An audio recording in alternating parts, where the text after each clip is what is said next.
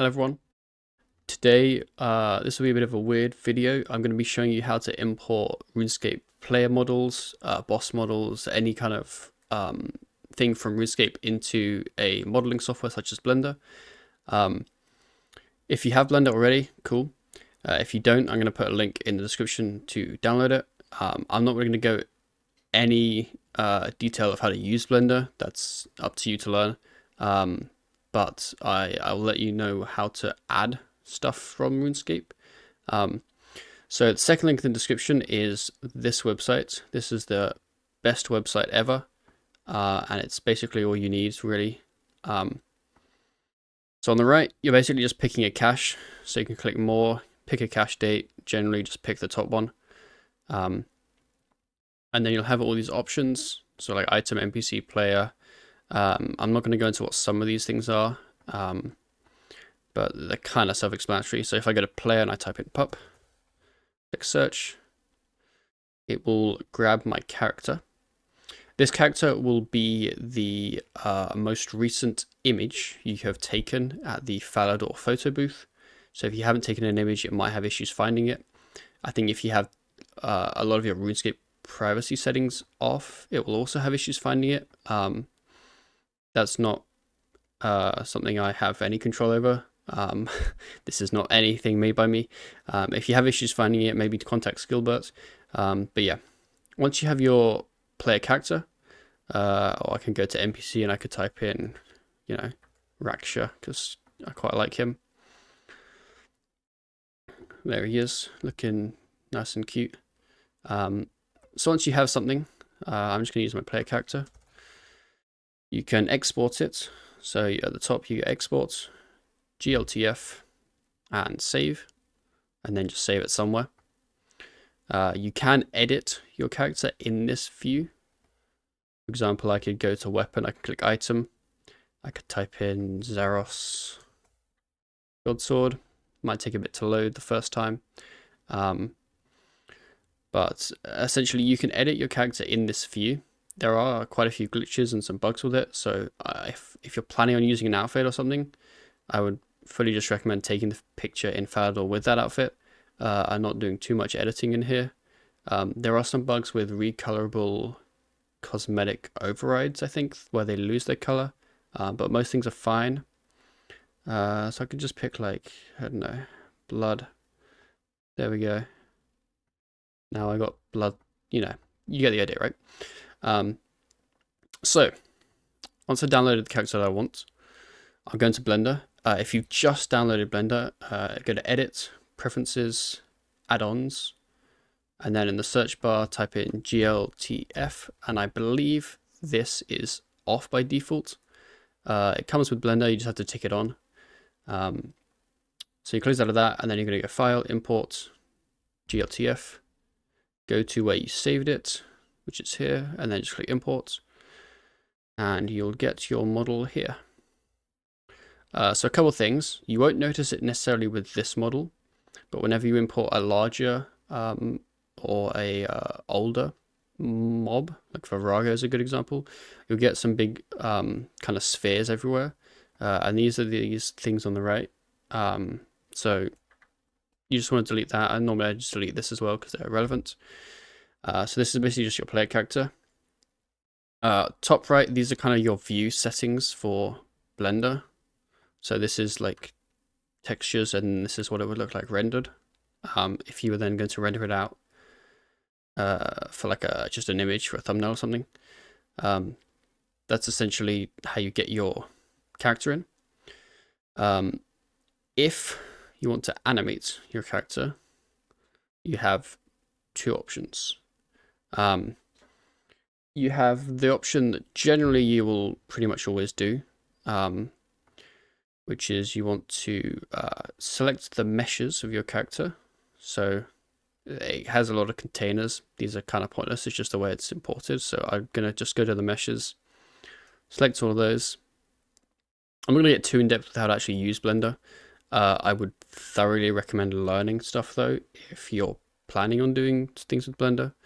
But essentially I'm just going to select all of those. I'm going to go File, Export, FBX. I'm then going to limits to selected objects. And then I'm just going to save it somewhere. Call it something random because that's what all your files should be named. Hit export. I'm then going to go to the second useful website, which is the third link in the description, which is called Mixamo. And if I go to animations, I did this earlier, but essentially what you're going to be doing is you're going to be importing your character. So this is useful for two reasons, and I'll get to those. So you're going to select your character, find it, import it. You're then going to line up some blobs with areas on your character.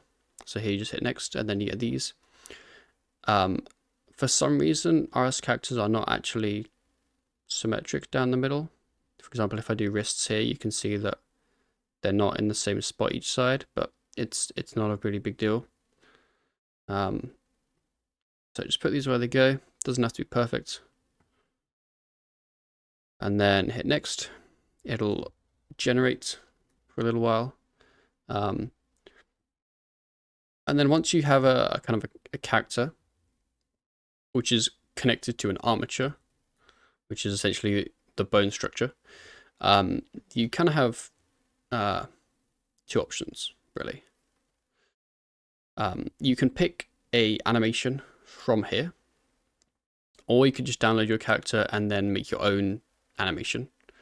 I'm just going to pick one here. So if I pick, I don't know, they have quite a lot here. I could just type in like sword. I don't know. Random one. It's going to look weird because I don't actually have a sword on. But let's just do this, right? So then you're going to hit download. You're going to ignore everything here, although you could change this to 60 if you wanted. Generally, most animations are 24, to be honest. Although if you're putting them in a YouTube timeline, I would go 30 or 60 because that will be what your timeline will be. And then just download.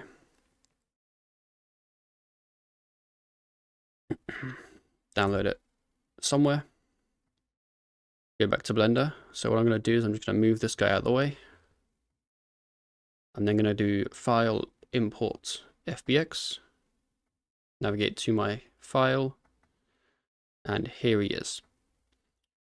So if I then play this, you'll see him doing things, which is cool. So if I wanted a specific thumbnail, let's say I wanted him looking like that, then that would be good.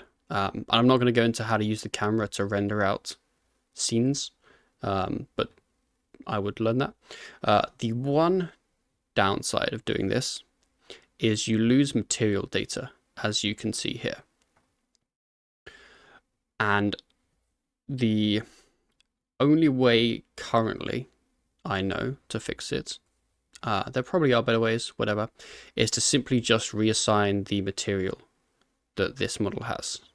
So for example, if I click on these materials, you'll see this is 0.001, and this will be 5.001, 8.001. So all I'm going to do is I'm going to click on all these meshes and just change it from 2 to 1. So I can just click here and then just hit the 1 option, and I will re-add this material onto here. So I can just do this. So this was 5, so that'd be that one. This is 0, so it'd be that one. You get the idea, right? So what you could do is you can go down all these meshes here to select all the ones, so you make sure you get all of them, and change the material here to correct material. And this is in the shader editor tab, if you didn't know. So essentially you'll end up with a completed model with all textures intact. The second option, which I don't recommend because there are tons of issues with it, but it can look better if you're going for something that is specifically RuneScape related, is going back to our Rune apps, is you can actually add a RuneScape animation to your character. So any RuneScape animation you can add. So if we go to scenario, I can then go to player and I can type in my name and I can add myself. There we go. And it comes with some default animations. So there's the default standard stand, there's the walk, and then run. But you can add your own animation. The downside, which you'll see very quickly, is the animations are numbered, and there are a couple ways to figure out the numbers, but they're really, really hard. So essentially what will happen is you'll get things like this, where it's applying a non-player animation to a player character. So if I kind of flick up these numbers, you can kind of see they're a bit messy. And then occasionally, like this, you'll get an animation that actually looks good, right? So let's say I type in 20,000. And I just flick through, for example, here. Oh, we've got, 2H range crossbow animation. So you can, with a bit of trial and error, find an animation that you want. If you're looking for a specific animation, you can find that animation in the scripts tab. You can look at the difference between caches on certain release dates if you know the release date of that animation. So for example, I know that Necromancy Volley of Souls is this number, as you can see there. So obviously if I had some weapons on, had some armor on, export this, and it'll be cool.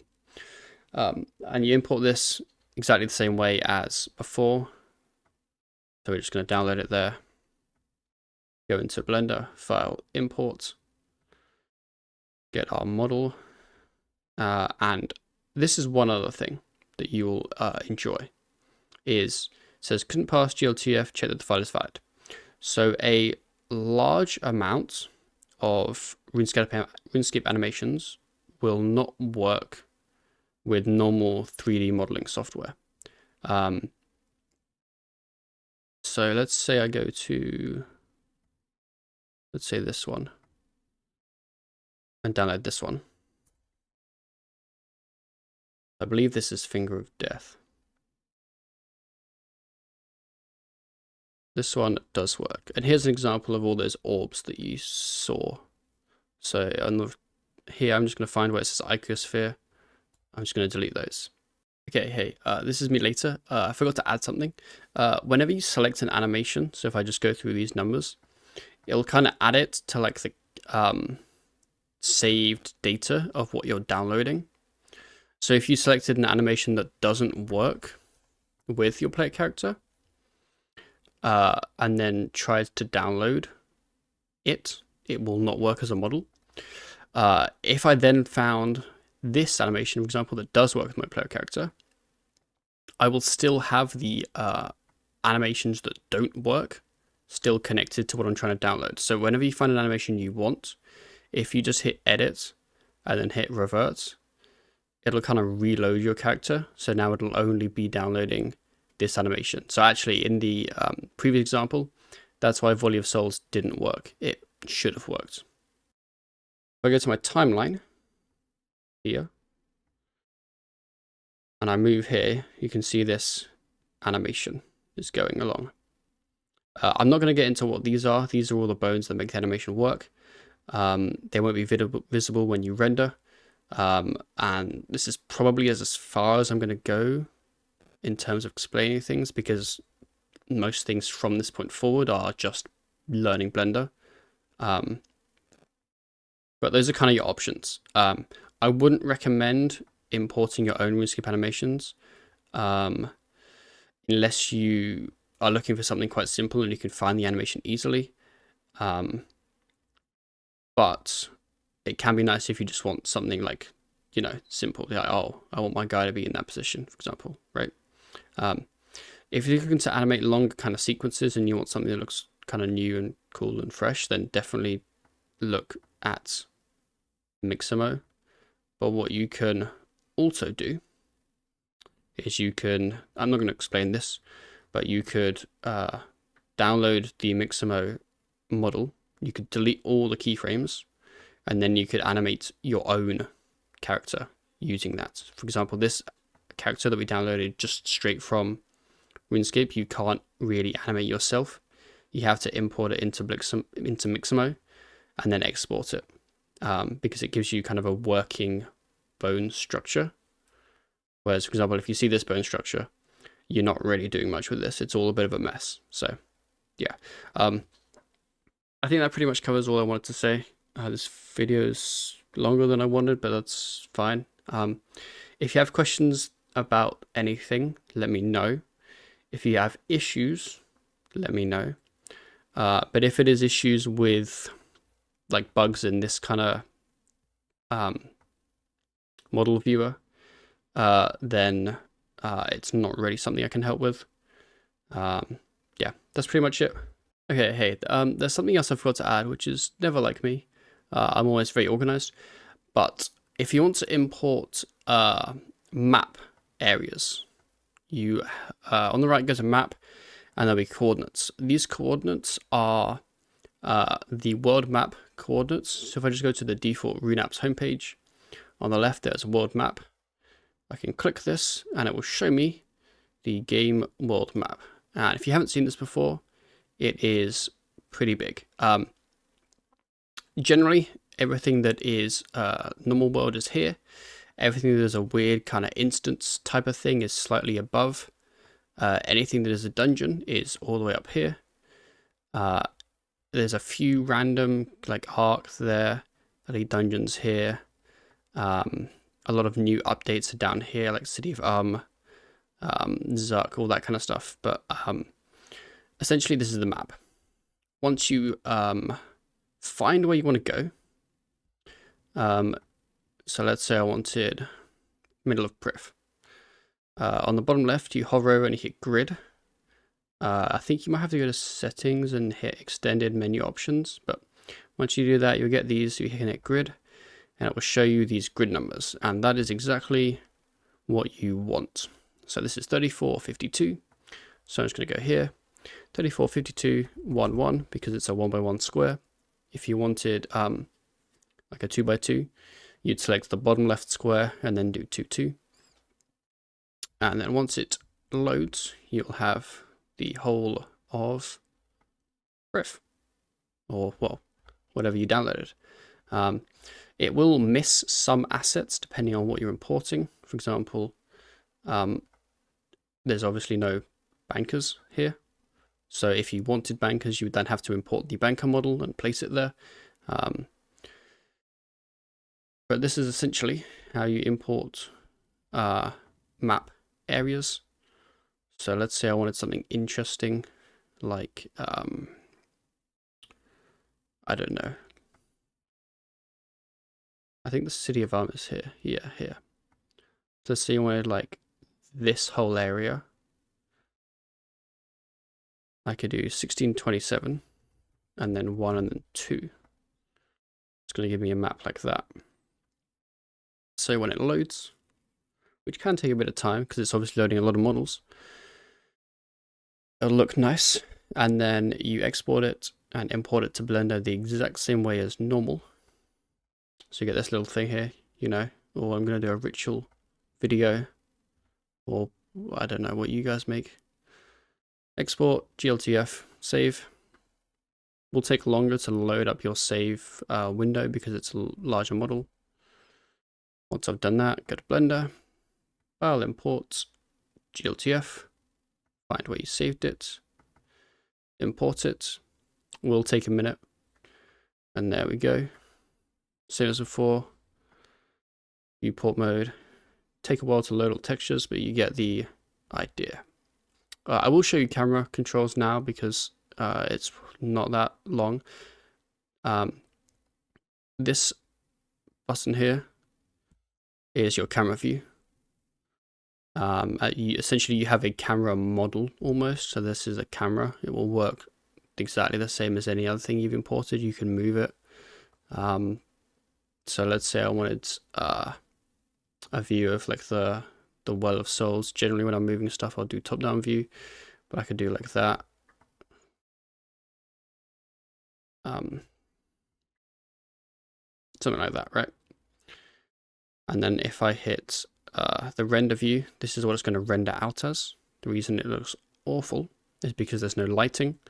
I'm not going to get into Blender lighting but that is a whole big process. Generally, you start with the sun, which I can move up. I could change the brightness of this to 10,000. I don't know. You get the idea, right? And then whenever we want to render, you hit render image. That's whatever the camera looks like. There's tons of render settings, output settings, all that kind of stuff. I think this is everything. I don't know.